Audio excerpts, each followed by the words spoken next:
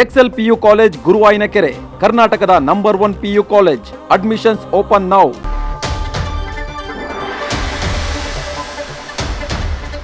CM ಸ್ಥಾನಕ್ಕೆ ರಾಜೀನಾಮೆ ಬೇಡ ಅಂತ ಸಿದ್ದು ಮೇಲೆ ಆಪ್ತ ಬಣ ಒತ್ತಡ ಹೇರಲಾಗ್ತಾ ಇದೆ. ಯಾವುದೇ ಕಾರಣಕ್ಕೂ ರಾಜೀನಾಮೆ ಕೊಡಬೇಡಿ ಅಂತ ಒತ್ತಾಯ ಮಾಡ್ತಿದ್ದಾರೆ. ರಾಜೀನಾಮೆ ಬಗ್ಗೆ ಒಮ್ಮೆ ಯೋಚನೆ ಮಾಡಿ ಅಂತ ಸಿಎಂ ಸಿದ್ದು ಆಪ್ತರು ಸಲಹೆಯನ್ನ ನೀಡಿದ್ದಾರೆ. ಆದ್ರೆ ನನ್ನನ್ನ ಏನೂ ಕೇಳಬೇಡಿ, ಏನೇ ಇದ್ರೂ ಹೈಕಮಾಂಡ್ ಬಳಿ ಮಾತನಾಡಿ ಅಂತ ಸಿಎಂ ಸಿದ್ದರಾಮಯ್ಯ ನೇರ ಉತ್ತರವನ್ನ ನೀಡಿದ್ದು, ಈ ಉತ್ತರವನ್ನ ಕೇಳಿ ಸಿದ್ದು ಆಪ್ತ ವಲಯದಲ್ಲಿ ಬೇಸರ ಸೃಷ್ಟಿಯಾಗಿದೆ. ಇವಾಗ ಹೆಚ್ಚಿನ ಮಾಹಿತಿಯನ್ನ ನೀಡ್ತಾ ಹೋಗ್ತಾರೆ ನಮ್ಮ ಪ್ರತಿನಿಧಿ ಮಂಜುನಾಥ್. ಒಂದ್ ಕಡೆ ಹೈಕಮಾಂಡ್ ನಿರ್ಧಾರ ಮಾಡಿದ್ದಾಗಿದೆ ಸಿಎಂ ಸಿದ್ದರಾಮಯ್ಯ ರಾಜೀನಾಮೆ ನೀಡಬೇಕು ಅಂತ. ಆದ್ರೆ ಮತ್ತೊಂದ್ ಕಡೆ ಸಿದ್ದು ಆಪ್ತ ಬಳಗ ಇನ್ನೂ ಕೂಡ ರಾಜೀನಾಮೆ ಬಗ್ಗೆ ಯೋಚನೆ ಮಾಡಿ ಕೊಡಬೇಡಿ ರಾಜೀನಾಮೆ ಅಂತ ಒತ್ತಡ ಹಾಕ್ತಾ ಇದೆ. ಯಾಕಂದ್ರೆ ಸಿದ್ದು ಆಪ್ತ ಬಳಗಕ್ಕೆ ಡಿಸಿಎಂ ಡಿಕೆ ಶಿವಕುಮಾರ್ ಮುಖ್ಯಮಂತ್ರಿ ಆಗೋದಿಷ್ಟ ಇಲ್ವಾ, ಆದ್ರೆ ಸಿಎಂ ಸಿದ್ದರಾಮಯ್ಯ ರಾಜೀನಾಮೆ ನೀಡೋದೇ ಇಷ್ಟ ಇಲ್ವಾ? ಪ್ರತೀಕ್ಷಾ, ಖಂಡಿತವಾಗ್ಲೂ ಕೂಡ ನಿನ್ನೆ ಏನು AICC ಕಚೇರಿಯಲ್ಲಿ ಒಂದು ಏನು ಮ್ಯಾರಥಾನ್ ಮೀಟಿಂಗ್ ನಡೆಯುತ್ತೆ. ಈ ಒಂದು ಮೀಟಿಂಗ್ನಲ್ಲಿ ಸಿಎಂ ಸಿದ್ದರಾಮಯ್ಯ ಅವರಿಗೆ ತಮ್ಮ ಸಿಎಂ ಸ್ಥಾನಕ್ಕೆ ರಾಜೀನಾಮೆ ಕೊಡಬೇಕು ಅಂತೇಳಿ ರಾಹುಲ್ ಗಾಂಧಿ ಅವರು ಒಂದು ಸೂಚನೆ ಕೊಡ್ತಾರೆ.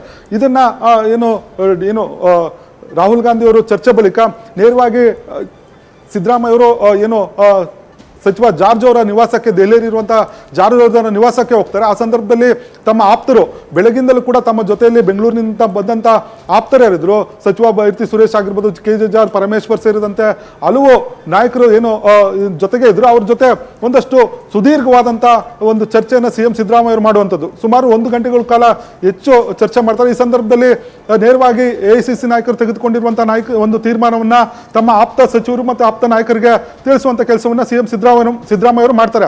ಆದ್ರೆ ಈ ಸಂದರ್ಭದಲ್ಲಿ ಏನು ಸಿಎಂ ಅವರ ಆಪ್ತ ವಲಯದಲ್ಲಿರುವಂತಹ ಸಚಿವರಾಗಿರ್ಬೋದು, ಶಾಸಕರೆಲ್ಲರೂ ಕೂಡ ತಾವು ಸಿಎಂ ಸ್ಥಾನಕ್ಕೆ ರಾಜೀನಾಮೆ ಕೊಡಬಾರದು ಅನ್ನೋ ಒಂದು ಒತ್ತಡವನ್ನು ಕೂಡ ಹಾಕುವಂತ ಕೆಲಸವನ್ನು ಮಾಡ್ತಾರೆ. ಆದ್ರೆ ಸಿಎಂ ಸಿದ್ದರಾಮಯ್ಯ ಅವರು ನೇರವಾಗಿ ಒಂದು ಹೈಕಮಾಂಡ್ ಏನು ತೀರ್ಮಾನ ತೆಗೆದುಕೊಂಡಿದ್ದೆ ಅದಕ್ಕೆ ನಾನು ಬದ್ಧವಾಗಿದ್ದೇನೆ, ಯಾಕಂದ್ರೆ ಹಿಂದೆ ಕೂಡ ನಾನು ಹೇಳಿದ್ದೆ ಹೈಕಮಾಂಡ್ ಏನು ತೀರ್ಮಾನ ತೆಗೆದುಕೊಳ್ಳುತ್ತೆ ಅದಕ್ಕೆ ನಾನು ಬದ್ಧವಾಗಿರ್ತೇನೆ ಅನ್ನೋ ಮಾತನ್ನು ಹೇಳಿದ್ದೆ. ಹಾಗಾಗಿ ನಾನು ಹೈಕಮಾಂಡ್ ಈಗ ಸೂಚನೆ ಕೊಟ್ಟಿದ್ದಾಗೆ ಸಿಎಂ ಸ್ಥಾನಕ್ಕೆ ರಾಜೀನಾಮೆ ಕೊಡ್ತೇನೆ ಅನ್ನೋ ಮಾತನ್ನೇ ಹೇಳ್ತಾರೆ.